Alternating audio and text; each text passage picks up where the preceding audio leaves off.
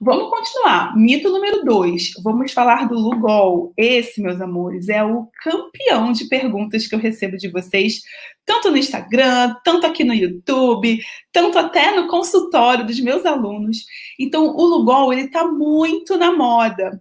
E vocês vão entender por que o Lugol não faz bem à saúde. E agora, vocês vão entender por que eu falei tanto de iodo e por que eu trouxe todos esses números para vocês, tá?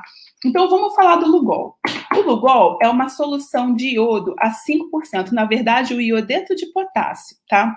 E cada gota de Lugol vai ter em torno de 2.500 microgramas de iodo.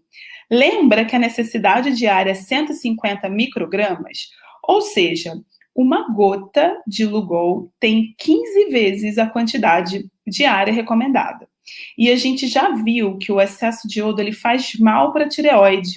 E agora eu vou explicar o porquê de um ponto de vista um pouquinho mais profundo para quem estiver aqui e for da área da saúde e para os curiosos que gostam de aprofundar nas questões, tá? Então, vamos falar o seguinte.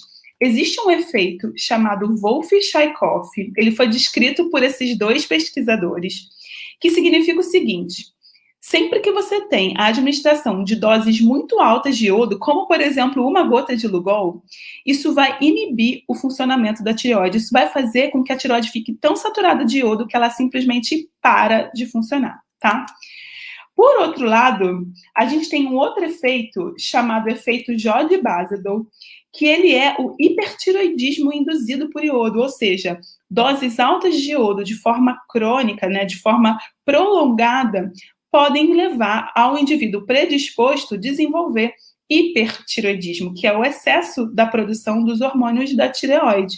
E foi exatamente por causa desse efeito que houve aquela mudança na política, né, de iodação do sal para uma redução de concentração, já que o brasileiro come sal demais e a gente estava aumentando muito a incidência do excesso de função da tireoide, né, do hipertiroidismo, tá? E isso vai acontecer não só com o uso do Lugol indiscriminado, com o uso de contrastes impredispostos, o uso indiscriminado de polivitamínicos, né, contendo iodo, e o uso de amiodarona, que é um medicamento usado para arritmia do coração, tá?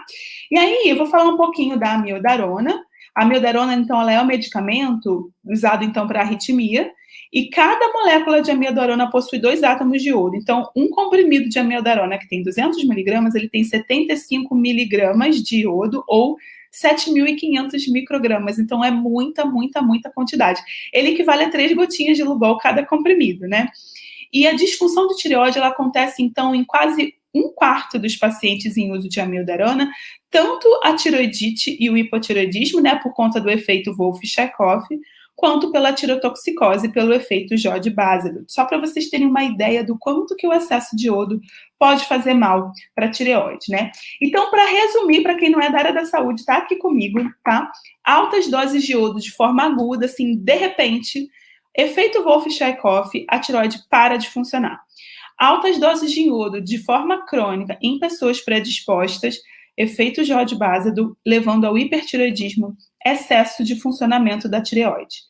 E aí, para a gente fechar, meus amores, vamos falar um pouquinho de polêmica, né? Porque todo mundo está falando que tem que usar Lugol. E a gente já viu que não é bem assim. Então, a Sociedade Brasileira de Endocrinologia e Metabologia, a ASBEM, ela fez um posicionamento oficial, tá, sobre o Lugol, dizendo que em regiões, né, onde a suplementação de iodo é recomendada, isso deve ser feito de acordo com os níveis recomendados pela OMS.